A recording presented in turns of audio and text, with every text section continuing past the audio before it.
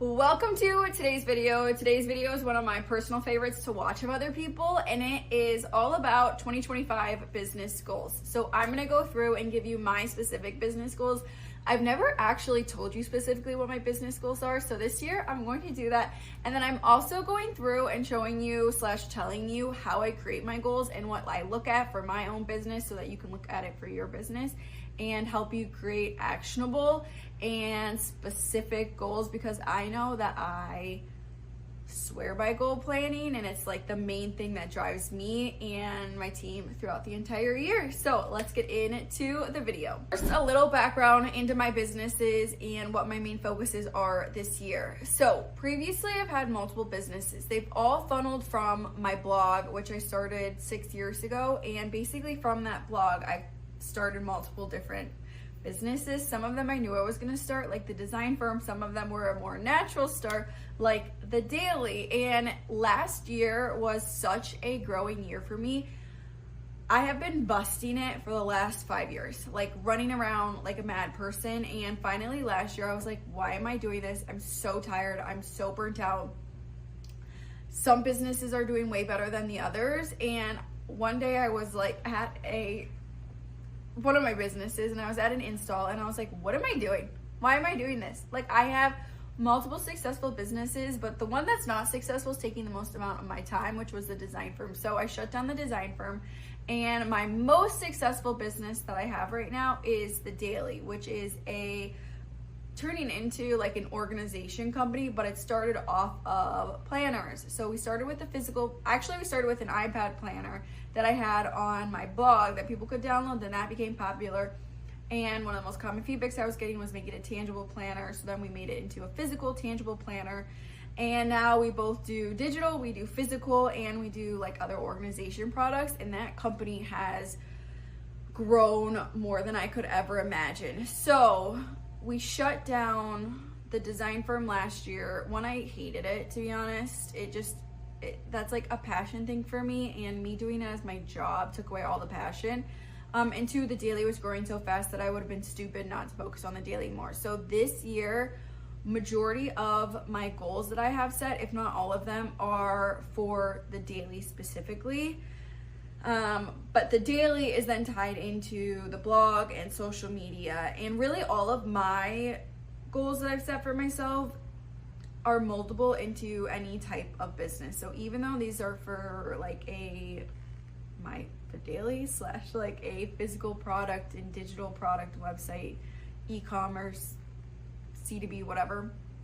Wait, B2C. Oh my God, here I am trying to use like technical terms and I don't even say them properly. Anyways, you can make this something that is helpful for yourself. So first, I like to get really specific with my goals. I don't like them to be open-ended. I want to know exactly what my goals are. I want to know the exact numbers I'm trying to hit, and I want it to be very clear for also everyone on the team. So my revenue goal for this year for the Daily is to make 5.5 million. This past year we did 3.5 million. And so 5.5 is definitely a tangible goal, like tangible. Oh my God, I need to stop trying to be fancy. Okay.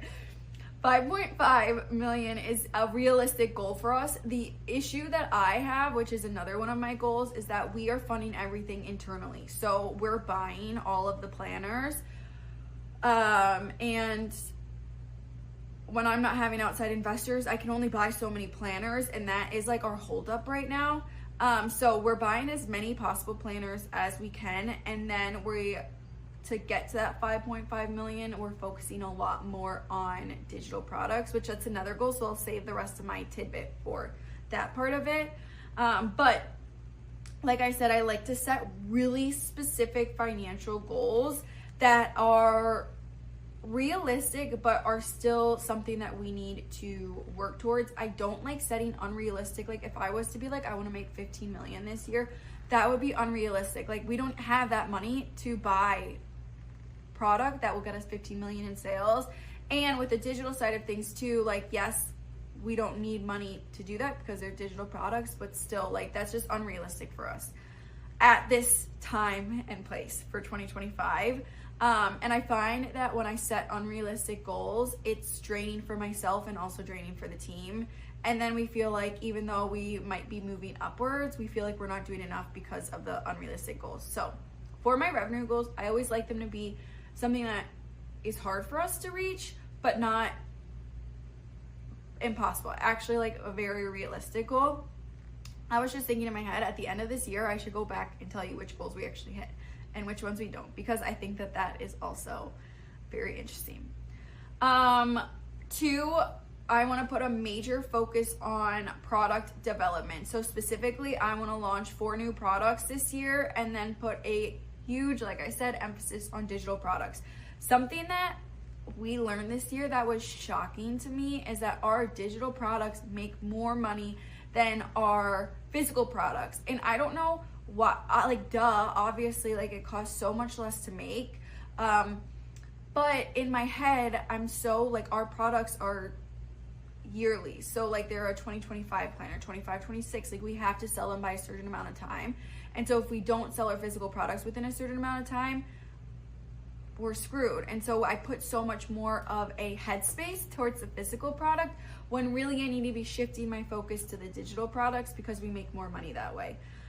So that's something that I want to focus on, and I specifically moved a position over in the team to be just focused on, like, her whole role is just focused on the digital planners or digital products, because it is so important. That's also something that, like, if you have a blog or a, like, course, for example, I also have blogging courses. The passive income that comes with that is actually insane. Like, you have to do the upfront work. I mean, for me to create my courses, I have a course on, like, SEO, a course on Pinterest, a course on email marketing and how I do my blog and all of that.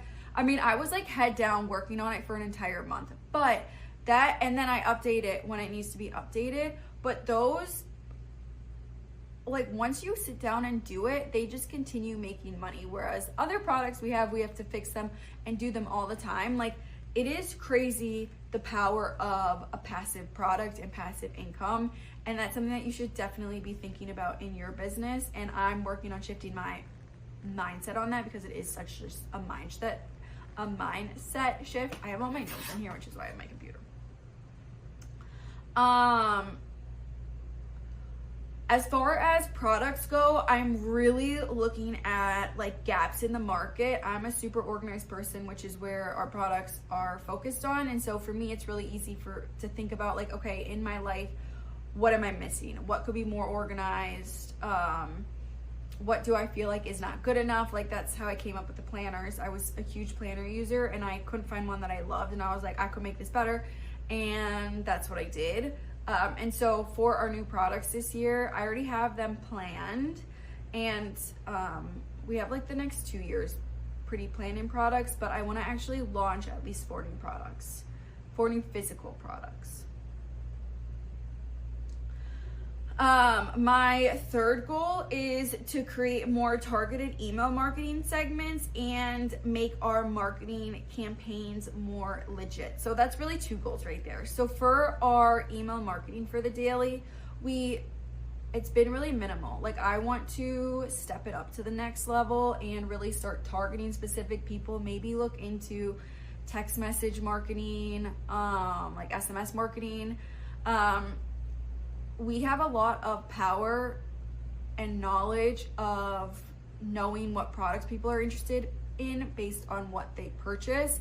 And I feel like we are totally just, like, not using that to our advantage. Like, we are sending people newsletters, but they're for everyone. Like, if we can get it more segmented and specific, like, if someone downloads the wedding spreadsheet or the wedding planner, we know they're in wedding season, like, we should be targeting them our other wedding products.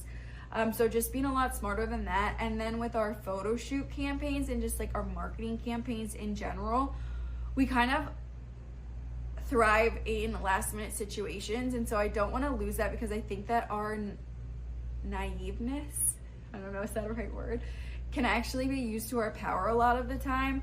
But there are things that I'm like, we just did a big sale over Christmas and New Year's, and that was, like, our first major sale we've ever done. And looking back, I'm like, okay, I wish that we were a lot more specific with our social media and email marketing and just did it a little more like professional, which is hard. You can't do on your first one because we're still learning. Like, we're a small business, and so I've never worked with a marketing firm, and we're not going to work with a marketing firm. We're doing it all in-house. And so just now that we've gone through it a few times, for us to look at, okay, how can we make this a lot more organized, a lot more structured, and make sure that every single person knows exactly what they're supposed to be doing. Number 4 is another number one. So just on understanding our numbers, like, that's something that I also feel like we're lacking, is figuring out how much our products actually cost to sell with everything involved. We have been upgrading a lot of our systems and making them just a lot more stronger and being able to see things clearer. And like, we just got a system called Klaviyo, I think is how you pronounce it, and it gives us like insane metrics. Like, it really tells us every single detail that we could ever want, but it costs a lot of money. And then we're also doing ads now, and we're doing a lot of other things, and products are becoming more expensive. So what we used to think was a certain number for what our products cost has now changed, and I want to really analyze that and make sure that we have our products priced appropriately for all of that growth that we're doing behind the scenes. Internally with the team, we're doing monthly goals, and then we're also doing a 2-year goal and a 5-year goal. The 5-year goal is more for me, so I'm working with my business coach on figuring that out. But then the 1 and 2-year goal and then the monthly goals I do with Megan, who is our operations manager, and then we spread the news to the team, and they also give us feedback based on like their specific job on what they think that their goals should be, and like for socials, like how many followers we should have on the different platforms and etc. This has been so helpful for us, and something that, again, we're putting an even bigger emphasis on in 2025, especially the monthly goals, and even doing like a mid-month review. I'm like, okay, this is the goals that we set for this month so far. Here's where we're tracking on them. We are really low on this planner. Like, we thought we'd be selling a lot of this planner. We're not selling a lot of it. So let's hype up marketing efforts for that for the next 2 weeks so that we can hit those monthly goals. And that has been so great. And especially for me, which I'm such a visual person and a very matter of the fact person when it comes to business, like, I love to be able to see, okay, we are doing great right now, or we're not doing great right now. And especially in the not so great, there was one month in October, our monthly goal, we were down like $40,000, and we were not looking like we were gonna hit it. And I started panicking. When I get in my panic moments, it's also oftentimes some of my best moments. And in 2 weeks, we ended up, I like revved up my video so much for them basically, and we ended up coming in $200,000 more than what our original goal was, and we were down $40,000, and then we increased it, so we basically increased revenue by $240,000 over our goal, which is like, that's insane. So I love to be able to see that and make sure that I'm actually hitting those goals. Another thing that I suggest when you're goal setting is breaking down big goals into actionable steps. So like, for my goal of launching 4 new products, I'm then breaking it out into research and development, design, production, marketing. So even though like the 4 products are the big goals, there's so many other goals under that I also like to list out, because I am such a goal person. It really helps me analyze like what I need to do to make this happen and make it a legitimate goal. Besides all of those goals, I am investing in self-improvement, which is something that I have found to be unbelievably helpful in all aspects. And I've been really lucky to learn this early on in my career. So you'll hear me a lot of times harp on take courses, invest money in something that someone else has already become extremely good at and can prove that they're good at. So for me, I have a business coach who I am obsessed with. I feel more energetic and excited about what I'm doing when I meet with her than anything else. And so I'm increasing the amount of times that I'm meeting with her. I'm also highly encouraging the team to take courses, for me to take courses. Like for the marketing campaigns, I really want to take a course on a marketing campaign and just how to make that as efficient and professional and legit as possible. If anyone knows of any marketing campaign courses, please let me know.